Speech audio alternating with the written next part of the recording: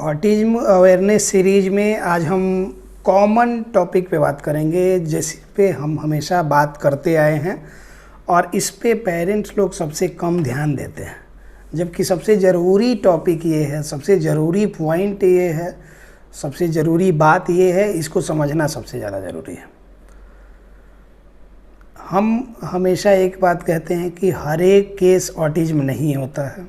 ये आपने लगभग मेरे वीडियो में सुना होगा, देखा होगा, समझा होगा कि हर एक केस ऑटिज्म नहीं होता है और हर एक केस सेम तरीके से नहीं होता। मतलब अगर 10 बच्चा है तो 10 में अगर आपको लग रहा है कि ऑटिज्म है तो सबको एक तरह का नहीं है और सबको डील करने का तरीका एक तरह से नहीं है। सबको डील करने का तरीका अलग अलग होगा, अप्रोच वही होगा कि मतलब कि इसमें किसी में सेंसिटिव इंटीग्रेशन थेरेपी की ज़रूरत है, किसी में स्पीच थेरेपी की ज़रूरत है, किसी में मल्टी एक्टिविटी की ज़रूरत है। जो भी चीज़ें अप्रोचेज जो होती हैं, किसी में स्पेशल एजुकेशन बिहेवियर थेरेपी की ज़रूरत है, लेकिन एप्लीकेशन का उसका इम्प्लीमेंटेशन का तरीका जो होगा वो अलग। पेरेंट्स लोग जो फ़ोन करते हैं तो बोलते हैं कि बच्चे को ऑटिज्म है, इसके लिए आपसे बात करनी थी या फिर आपसे ये लेना था, कंसल्टेशन कराना था, असेसमेंट कराना था, आपसे ट्रीटमेंट प्लान लेना था, जो भी है। हम लोग पूछते हैं कि आपको कैसे पता है कि बच्चे को मतलब ऑटिज्म है, तो उन्होंने बोला कि वीडियो देख के पता चलता है कि ऑटिज्म है। तो वीडियो देख के कैसे आपको समझ में आएगा ऑटिज्म है? अभी आज ही की बात है, राजस्थान से, उदयपुर से हैं एक लेडी, वो खुद ही डॉक्टर हैं, होम्योपैथिक डॉक्टर हैं, हस्बैंड उनके डॉक्टर हैं, एलोपैथिक डॉक्टर, फिजिशियन है। उनके बच्चे को खुद उस तरह की प्रॉब्लम है। अब वो भी बता रही थी कि मतलब आपके वीडियो देखने से पहले बहुत इधर उधर भटके हैं लोग, भाग दौड़ बहुत किए हैं लोग, बहुत जगह से परेशानियां हुई, कहीं पेमेंट किया गया तो क्लिनिक बंद हो गया, वो लोग सेंटर बंद करके भाग गए, या फिर कहीं जा रहे हैं तो मतलब कि कुछ भी फ्रूटफुल चीज़ें नहीं मिल रही। इस तरह इनकी बात नहीं है। बहुत सारे डॉक्टर्स लोग जो हैं उनके बच्चे में प्रॉब्लम है, उनको खुद नहीं समझ में आ रहा है कि कहाँ जाएं, क्या करें। तो जनरल जो लोग हैं, जो कॉमन मैन हैं, जो ले मैन हैं, जिनको इस फील्ड का कुछ भी आइडिया नहीं है, उनको तो बिल्कुल भी समझ में नहीं आएगा कि है क्या, कैसे क्या अप्रोच होना चाहिए, कैसे इसको ठीक किया जा सकता है, किन के पास जाना चाहिए, किन से कंसल्ट करना चाहिए, क्या क्या चीज़ें इसमें लाइन ऑफ ट्रीटमेंट क्या है, कैसे कैसे इसको मैनेज किया जा सकता है, पूरी तरह से मेन स्ट्रीम से जोड़ना कैसे है, सबसे ज़रूरी ये है। इन्हीं सब चीज़ों के लिए हमने ये चैनल बनाया है। हमने बहुत पहले देखा था, बहुत सारे चैनल्स का देखा था कि मतलब सब लोग बात कर रहे हैं तो सिर्फ थ्योरेटिकल बातों पे, टेक्निकल बातों पे, कोई भी प्रैक्टिकल अप्रोचेज पे बात कर ही नहीं रहा। प्रैक्टिकल अप्रोचेज हमारे डे टू डे लाइफ से जुड़ी हुई चीज़ें ये हैं। ये ऑटिज्म की अगर बात आप करते हैं, या फिर सोशल कम्युनिकेशन की प्रॉब्लम की, या फिर जो भी लर्निंग की प्रॉब्लम है, कुछ भी प्रॉब्लम्स की जब हम बात करते हैं तो इन सब चीज़ों का एग्जैक्ट कारण ही नहीं पता है। जब एग्जैक्ट कॉज क्या है कि किस चीज़ की वजह से ये हुआ है, जब आपको नहीं पता होगा तो एग्जैक्ट मैनेजमेंट उसका ना कोई दवाई होगा, ना कोई गोली होगा, ना कोई सुई होगा, ना कोई चीर फाड़ ऑपरेशन होगा, कुछ भी नहीं है। जब एग्जैक्ट कारण आपको पता नहीं होगा तो कैसे ही होगा? जाहिर सी बात है कि आपको सिंपल सी बात आप समझें कि जैसे सर्जरी हम लोग कराते हैं, घुटने की सर्जरी की बात करें, घुटना पूरी तरह से घिस गया, ख़राब हो गया, ऑस्टियोआर्थराइटिस के 3rd स्टेज में चला गया, अब उसके बाद से रिकवरी का ये नहीं है, चांस नहीं है, तब तो सर्जरी कराया जाता है। वो पता है कि ऑस्टियोआर्थराइटिस हो गया, ये पूरी तरह से डिजेनरेट कर गया। किसी को गैंग्रीन हो गया, मान लीजिए कि कभी चोट वोट लगी, वो घाव रह गया, गैंग्रीन हो गया, तो एम्पुटेशन कर दिया जाता है, काट दिया जाता है। वो भी अप्रोच है। उसमें एग्जैक्ट पता तो है कि हुआ क्या है और एक्चुअल में प्रॉब्लम कहाँ से हुई है और अभी एग्जैक्टली है क्या। इसमें ऑटिज्म वाले केसेस में तो यही नहीं पता है कि एग्जैक्ट कारण इसका क्या है, इसलिए इसका सिम्प्टोमेटिक मैनेजमेंट किया जाता है, सिम्प्टोमेटिक ट्रीटमेंट। जिन चीज़ों का कारण नहीं पता हो, किस वजह से हुआ है, कई सारे कारण हो सकते हैं, एक्सपेक्ट किया जाता है कि ये हो सकता है, वो हो सकता है, ये हो सकता है, तो उसमें सिम्प्टोमेटिक मैनेजमेंट होगा। लक्षण के अनुसार इलाज, लक्षण अनुसार इलाज। अब लक्षण है कि भाग दौड़ ज़्यादा करता है तो उसको स्थिर बैठाने चाहिए। सीटिंग इंटॉलरेंस है तो धीरे धीरे इंप्रूव करना चाहेंगे सीटिंग टॉलरेंस। रेस्टलेसनेस है, एक जगह टिकता नहीं है, इनअटेंशन है, मतलब ध्यान नहीं देता है, तो अटेंशन इंप्रूव करने के लिए। कमांड फॉलोइंग नहीं लेता है तो कमांड फॉलोइंग इंप्रूव करने के लिए। अंडरस्टैंडिंग नहीं है तो अंडरस्टैंडिंग इंप्रूव करने के लिए। इन सब चीज़ों के लिए इलाज होगा, इन सब चीज़ों का थेरेपी जो है ये कंजर्वेटिव अप्रोच होता है। फिजियोथेरेपी हो, ऑक्यूपेशनल थेरेपी हो, जितनी तरह की थेरेपी के बाद जब आप करते हैं तो वो कंजर्वेटिव अप्रोच होते हैं, मतलब कि इनमें किसी भी तरह का नुकसान नहीं होता। सर्जरी में काट के ही हटा दिया, बॉडी का पार्ट मिसिंग हो गया, वो क्योर उससे हुआ। दवाई दे दिए, कुछ ये किया, दवा किसी बीमारी के लिए दवाई दिए, कुछ फ़ायदा किया, उसके बाद से बाकी सारी चीज़ें जो उसका बच गई उसके वो सारा कुछ आपको नुकसान करेगा, उसका साइड इफ़ेक्ट होएगा। कंजर्वेटिव अप्रोच वो होता है जिसका नुकसान किसी भी तरह का नहीं है, सिर्फ उसका बेनिफिट है। कंजर्वेटिव अप्रोच में आप थेरेप्यूटिक अप्रोच भी आता है कि थेरेपी के पर्पज़ से। प्रिवेंटिव प्रिकॉशनरी अप्रोच की, प्रिवेंटिव अप्रोच मतलब कि बचाना, बच्चे को बचाना कि आप उस तरफ बढ़े नहीं।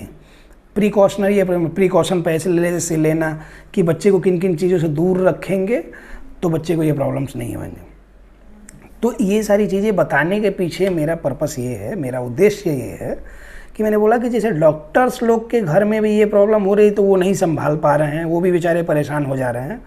अब उनको हम मेरे जैसे लोग मिल गए, हम मिल गए तब तो ठीक है, जिनको मिल गए हैं वो अच्छी बात है। मेरे जैसे और लोग भी हैं जो ऑनेस्टली इस पर अपना ओपिनियन देते हैं, वो बिल्कुल सही बात है। लेकिन जिनको मेरे जैसे लोग नहीं मिले, जिनको ऑनेस्ट लोग नहीं मिले, ऑनेस्ट ओपिनियन देने वाले लोग नहीं मिले, उनका क्या?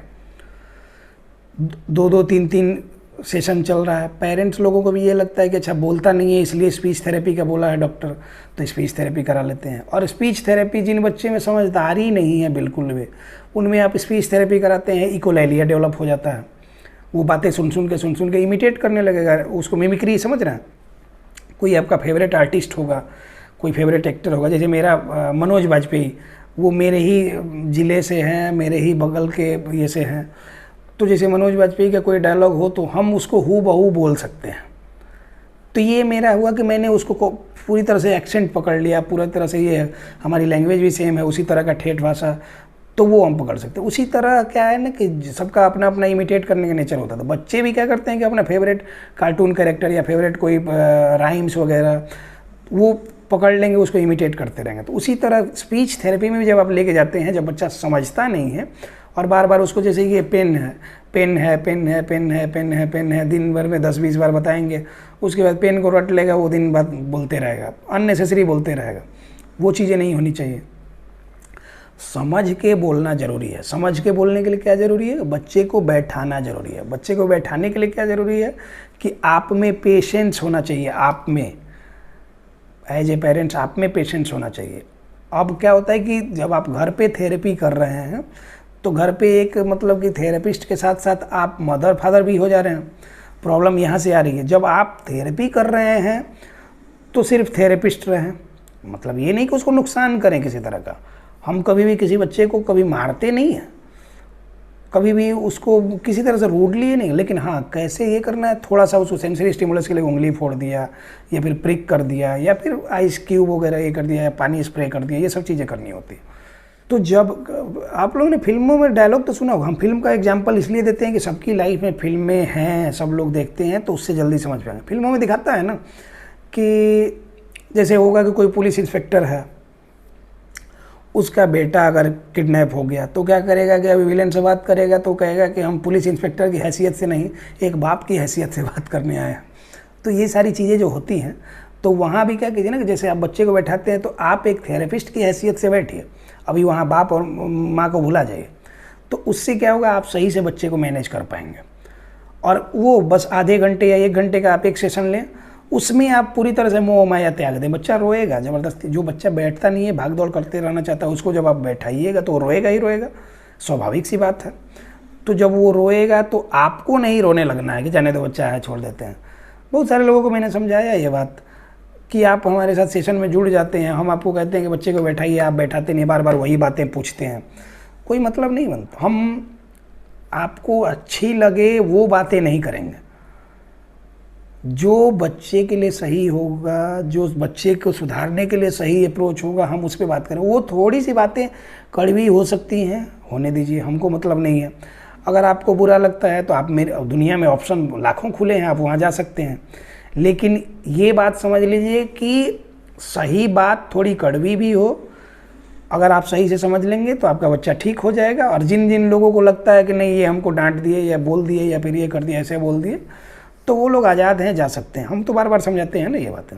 हम आपको खुश करने के लिए यहाँ बैठे ही नहीं हैं, हम बच्चे के लिए काम करें। हम तो बार बार बोलते हैं हमको पेरेंट से कोई हमदर्दी ही नहीं है, हमको बच्चे से हमदर्दी है।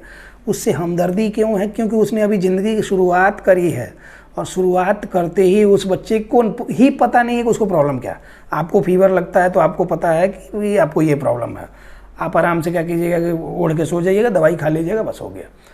कोई जगह नहीं आएगा अच्छा फीवर है तो सब लोग सिंपैथी आपको देंगे, ये करेंगे, ये आपको पता है। लेकिन बच्चे को जो प्रॉब्लम है उसको तो खुद ही पता नहीं है कि वो उसको प्रॉब्लम क्या है। वो आप देख के ये कर रहे हैं और आप ये कर रहे हैं, तो उस बेचारे को जब मालूम नहीं है कि क्या है, तो आप ही है ना कि जो उसको सही डायरेक्शन में लेके जा सकते हैं।